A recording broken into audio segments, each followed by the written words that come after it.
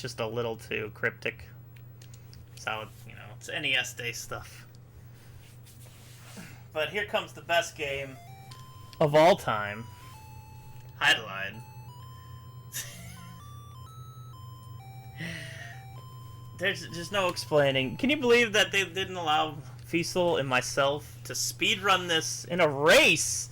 And the awful games block at GDQ in front of possibly billions of people. Alright. I'm just going to say start time on start here in a second. I'll give a small countdown and we'll go. And I'll explain this the best way I can as we go through it. It's a special run. But I'm going to go 3, 2, 1, go. Alright, so this is Hydlide. The first thing we do is actually turn the in-game speed up to high speed. Alright, now what we're going to do is we need an item in here. Whoop. Well, let's have a death counter, by the way. That's death number 1. But that's okay, because you can save scum in this game. Alright, so this is the first area that we need... You silly goose. This is the first area that we need to be in. We're going to get the first item of the game, which is important. We need to get a sword, which actually bumps our attack rating up a whole level. You're going to see a lot of save scumming in this game, because that's the speedrun. Uh-oh. Did I save? Okay. Alright, so I got the sword. Now I got to save scum out of here. As you'll notice, just me being in here at an early level is hurting me. So I have to actually get out of here in a set number of time, too, or else I will just die. And any hit from these fireballs will kill me. Eesh. Still trying to get out of here. Okay, oh. Alright, we are now out of there. Okay, first things first. We have to regenerate, turn the game speed back to high, regenerate. This fun fact about Hydlide, it originally came out in '83, so it predates Ys with its bump combat, which I'll just kill that guy to show you that you run into it. If you see in the bottom right, if I hold A, it turns to attack, and if I let go of A, it's defend. That's the attack system in this game. You don't really want to use A too much, unless you really have to. Early enemies, it's okay, but... Alright. But this is the first game that ever had regenerating health, I believe. And now we need the pot here. Grab that item. Save. Oop. Save? Okay. See, if I held A there, I'd have been dead. Nope. Gotta load. Remember, all of it's RNG, baby. Alright. So, but yeah, this is the first game with regenerating health. This game is just random incarnate, as I was saying earlier. It is just pure randomness almost the whole run, including the very last boss fight. Alright, so we're in this section right here. What we need to do in here now is get a, no, I don't want to save there. We need to get a key, which is probably going to take a lot of loading and saving. Oh my, that is amazing RNG. Okay, never mind. That is stunningly good RNG. I almost never get that. Alright, so we're off to a good start. So what we have to do in this game is we have to collect 3 fairies as well. The fairies that you collect are in pretty random locations. Like, for instance, I have to hit A on this specific tree. The other 3 hurt me. But that specific tree back there had to be the one I had to hit A on to get a fairy. That was fairy number 2. We have to get 2 more. But before we get the other 2, because once you get all 3 fairies... Oh, well, thank you, Eel. There's death number 2. Once you get all 3 fairies, you go to the last castle. We are incredibly underleveled at this point in the game for that. So, we're going to have to go level for quite some... Well, not quite some time. I would say it'll take that long, but, okay, we made it to the one safety spot. But it's still a pretty lengthy time in the beginning of the game. So here we are. We're at the first level spot of the game. And what we need to do is have the eel come out of the left and go to the right. See, it gave us half experience bar in 1 kill. That is insane amounts of experience. And for the first 2 levels that we get in this game, this is going to be, thanks for the good RNG there, game. You gonna throw a bone? There we go. Alright, there's a 1 level. We have to gain about 5 or 6 levels just at the eel. The eel at this point is going to be our main focus because it gives absurd amount of experience. But,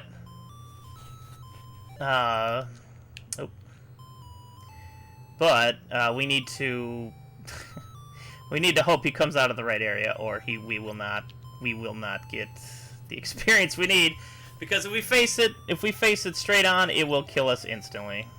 It will almost kill us instantly the whole time. All right, there's 2 good ones in a row. All right, so we're level 3 now. We're rolling. Good one there. See, we still get a good amount of experience per eel kill as well, which is nice. Nope, don't turn around. See, that's dangerous, man. This eel's dangerous. Okay, now we can go over here, which is a little bit quicker in the leveling. As long as he goes and pays, you know. Nope. As long as he goes the right way. Nope. Alright. As long as, oh god, he's not giving me very good RNG here. I'm just gonna go back over here and heal a little bit. Painful isn't a word for such a glorious game like this one. Yes, this is on the NES. This is the NES version of Hydlide, where you spend 10 minutes murdering an eel to get enough experience to go fight the last boss. Is quite a few.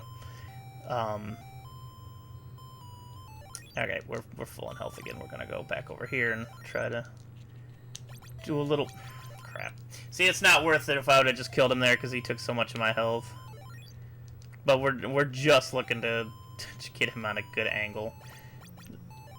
When I mention RNG in this game, I do mean it's very, very RNG oriented. There's another death. Every movement that the eel really does in this water section is random. So even when you try to get behind him, like this, he can turn around just like that and smack you in the face. It's about every other frame when he actually can hit you.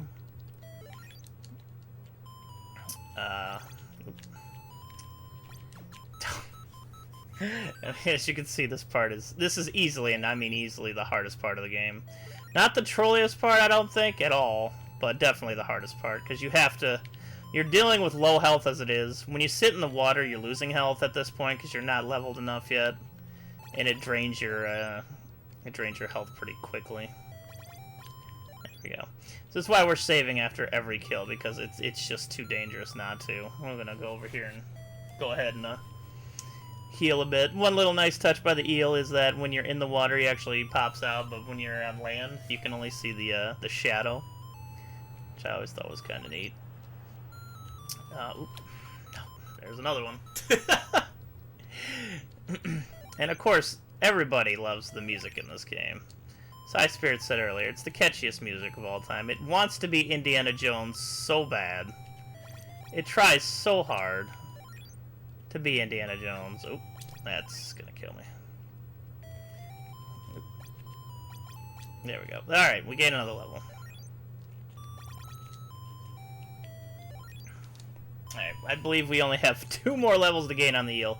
Once the eel grind is done, there's no other really long grinds. There's another level after we're done with the eel, but it goes much faster than any of the eel levels go, because once you get to a high enough level, when you kill other monsters on the land, like that blob up there, he will still spawn, but when you kill him, he'll get replaced by a higher experienced mob and a more dangerous mob, and then you can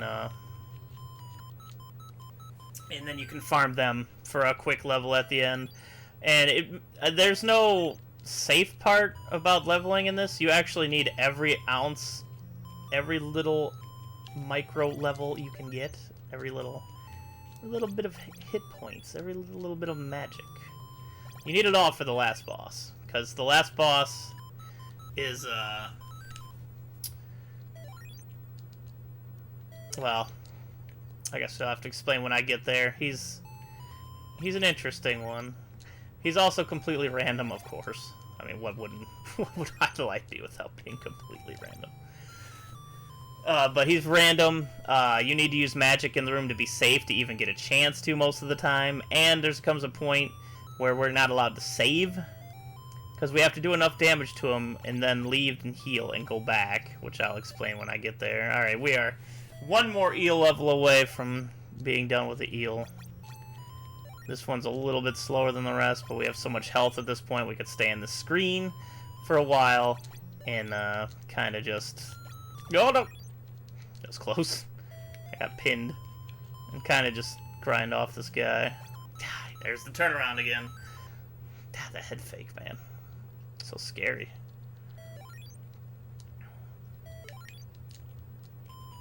Oop. Ha! Eel, man. The eel's gonna get you. The eel gonna give it to you. It's practically X, to be honest with you. Alright. My one practice run of this game beforehand was going much worse than this. Especially with the first try key grab. I loaded 37 times earlier in order to get that key grab. And I got it without a single load this time around. Just to give you a reference point to how bad the RNG can be in this game. How bad the eels can screw you, or the chests. There's a few more items. There's only one real spawn lucky item left to get after this. It's the ring. It doubles your healing ability, which is extremely important towards endgame. The TAS doesn't get it, but the TAS, of course, doesn't have to worry about anything, because it's frame perfect all the time. Including the eel fight. You should watch the TAS just to watch it level on the eel. It's hilarious. Even the TAS comes here and levels on the eel. But it goes in and out of the screens at insane rates. And it'll just fight it face up, because... again, the enemies only hit you like once every other frame that they're pointed at you. So, you could sometimes get lucky and just face them right in the face and not get hit.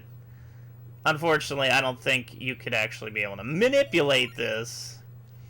At least from now, from this point, I don't think it's manipulatable, but you never know what people can find out in the future. We're less than a half a level away from done. With eel grinding. Yep. There we go. No, I love Hydlide. It's a perfectly acceptable, amazing RPG. Probably the top 3 RPG of all time. At least better than Chrono Trigger, right? I mean, there's multiple single endings. There's multiple tracks. There's 3 of them. One's in the password menu. And, I mean, with this eel combat system we got going here right now, there's few games ever in the history of the world that have this kind of, you know, deep backstory and just replayability. Like, I can play this again and again for the rest of my life and just be the only game. Okay, so now we are done with the eel grind. Now we get to grind on these upgraded enemies, these ones. They spawn a lot faster. I have a lot more maneuverability on land, so I don't have to worry so much. I can just save if I get hurt a little bit and load it. It's not a big deal. We can just kind of go up and down like this and try to catch him as he enters the screen even. What you want to do... this is the very last level we're grinding for, by the way. After this, we are home free to complete the rest of the game. There are no levels needed. But you did need, like right in the beginning of the game, you do need the sword. It's important to grab that. You do need that extra bit of strength. It helps a ton against the eel, and all the way to the last boss, even. It's very necessary. Yep. Gonna kill about halfway through here. It's just a sliver, but again, these things are only one hits. You don't have to worry. You don't have to worry about it. You can just smack these guys over and over again. Not a care in the world. Keep saving every now and again. Don't really need to save every enemy this time. I mean, you can get really messed up by these guys if you're not careful like that. So it's good to save every now and again. There comes the blue slime again. But as you can see, you take out the small mob and it brings the big mobs. In order to actually reset the small mobs, you need to go at least 2 screens over. And it will reset back to the small blob. It keeps within the 9 square radius of spawns. But there we go. We are the final level that we need here. Now we're going to find another fairy. This is quite possibly the most ridiculous fairy needed in the game. Okay, for one thing, the wave spell that I need to use here only goes horizontal. It does not go vertical. And you need to hit both of these wizards in a single shot in order to unlock the fairy. Mind you, there's no hints at this. You just gotta figure this out. But I turned the game speed down here to help them line up a little bit. At least try to line up a little bit. They're going everywhere right now. I almost got an early spawn on them, or an early kill on them. Maybe right here? Nope. Other one was too high. So now we just need to do this until we get them to line up, because you have to specifically kill both of them, or else it doesn't count. I think this was the right one. Nope, that was one too low. That's fine. Said unlimited chances, but a really absurd way of having to unlock the fairy. This is by far the hardest one in the game. Go down, go down. Go the other way. Okay, let's try this again. Here. Alright, we got it. We killed them both in the same wave, and we got fairy number 3. It is really absurd. We're gonna save here. Now we don't have to do that again. I'm gonna heal a bit here. Now in this next dungeon coming up, well, you'll notice all the dungeons are dark for one thing. That's because we don't get the lantern in the beginning of the game. You don't essentially need it as long as you know where you're going in the dungeons. But we need to run through the river here. Save there because sometimes the eel can spawn in your way. Save here because these guys hit really hard, and I don't want to get hurt going into the cave here because we need all our life. So we're going to need to be killing things in this cave, which is important. You actually need to kill a random number of enemies, anywhere between like 2 and I believe 15 to get the okay, there's the shield. We got the shield. That's nice. We got the shield already. Now we need to kill the gold ones. We need to kill the pink ones for the shield. Now we need to kill the gold ones for the ring to spawn. But the ring doesn't spawn over here. This is just a better way to actually grind them. As you can see, you can kind of catch them coming out a little bit. Uh-oh. Alright, let's go over. Let's kill this guy as well. See if the ring spawned. The ring did not spawn. Alright, that's actually an incredibly good ring spawn as well. It's so random. Both the ring spawn and the key spawn in this run were really good. So I'm happy with that. Like, the wizards didn't cooperate, but you can't have it all in Hydlide. That's just the way it is. So we murdered enough of those to get the ring. So now we have double hit point recovery, which is nice. Now we gotta go to the graveyard, pick up this jewel real quick. We need the jewels for the final boss to spawn. Now we're gonna go ahead and collect the last fairy. It's randomly in one of these trees. This is the easiest one. This is the screen below the starting screen, so I always figured this out nice and easy. I was like, yeah, there's a fairy right away. So there's fairy 1. And wow, we have all the fairies. And now the fairies float us to the final castle, where you see that fire-breathing dragon that's been going back and forth. We can't actually hurt him yet. We need to do a little special something first. Alright. We need to burn this tree for one thing. Alright, this brings us in here. This is the final castle. We have to get all the way to the third room in all 3 rooms of the final castle. Here's the third one. But first things first, we have to destroy this grave. The grave is broken, and now that the grave is broken, now we can actually hurt the dragon. So we gotta make our way out of here. We're okay to save right now. Saving right now is not a big deal. We don't have to, oh, get out of my way. God, that thing hurt me a lot, so now I have to heal a bit. It was bad luck on the, I don't know if that is called a roper? The light blue evil guys. We don't want to kill this guy, because if we kill him, we'll get the harder enemy, and he'll come over and be a lot faster and a lot more murdery.